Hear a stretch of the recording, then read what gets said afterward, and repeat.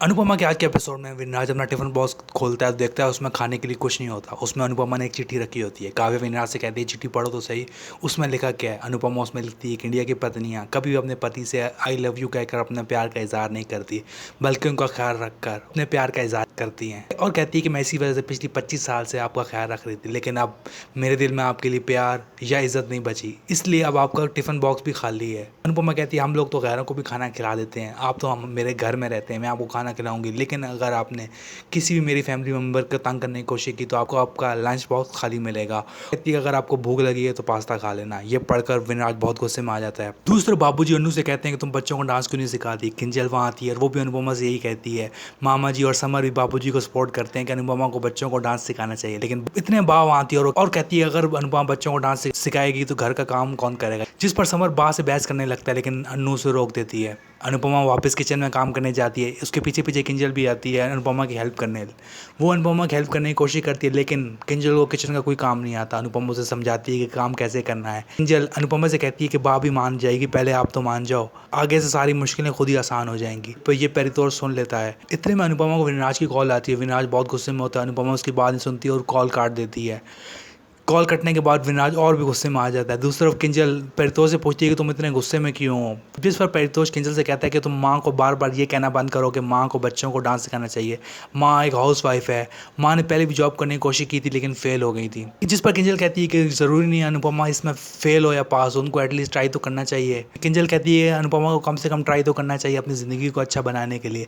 जिस पर परितोष कहता है उनकी ज़िंदगी में क्या मसला है, वो पिछले 25 साल से पापा के साथ बहुत खुश रह रही हैं, अब उन्हें सिर्फ पापा को माफ़ करना है, सब कुछ पहले जैसा हो जाएगा। जिस पर किंजल कहती है कि विनराज गलती कर सकता है, अनुपमा उन्हें सजा नहीं दे सकती। ये कैसी बात हुई। जिस पर परितोष गुस्से में आ जाता है और कहता है कि तुम मेरे पेरेंट्स के मैटर में टांग अड़ाना बंद करो। दूसरी तरफ विनराज गुस्से में घर वापस आता है। सीधे अनु के कमरे में जाता है। अनुपमा बुक पढ़ रही होती है। वो गुस्से में अनुपमा से पूछता है कि तुमने मेरी कॉल क्यों काटी। जिस पर अनुपमा कहते हैं घर में बहुत काम थे, मेरे पास टाइम नहीं था बात करने का, इसलिए कॉल काट दी। जिस पर विनराज गुस्सा करता है और कहता है कि ये क्या बात हुई, तुम मेरी कॉल कैसे काट सकती हो। जिस पर अनुपमा कहती है कि मैंने आज तक आपसे पूछा है कि आप ऑफिस में क्या कर रहे हैं, इतना लेट क्यों आए हैं, काव्य के साथ क्यों थे। इसी तरह आपका भी मुझ पर कोई हक नहीं कि आप मुझसे पूछे कि मैं घर पर क्या कर रही।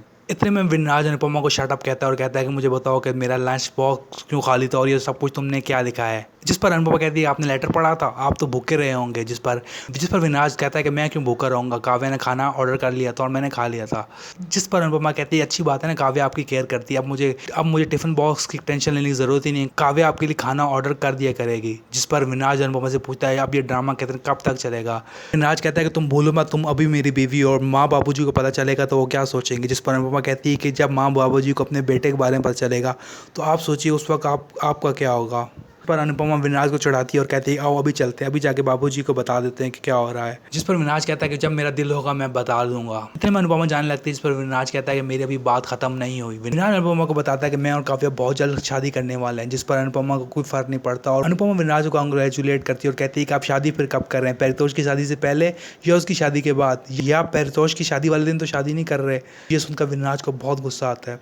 दूसरी तरफ सारे घर वाले डाइनिंग टेबल पर बैठ के खाना खा रहे होते हैं। अनु सारे घर वालों को खाना दे रही होती है। इतने में समर अनुपमा से कहता है कि आप भी आज बैठ के खाना खा लो, हम खुद ही खाना डाल लेंगे। जिस पर बाबूजी एग्री करते हैं।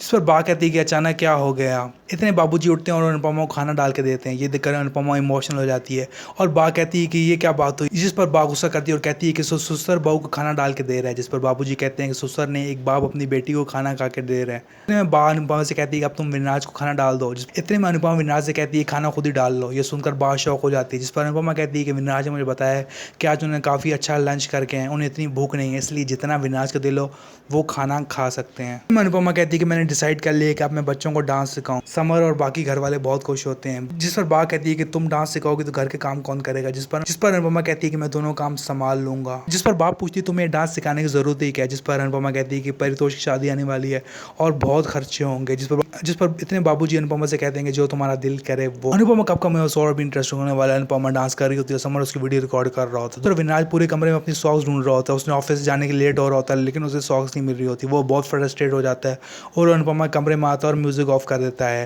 वो कहता है कि उसका घर है, कोई डांस स्टूडियो नहीं, वो तो अपनी बीवी को डांस करने की इजाज़त नहीं देगा।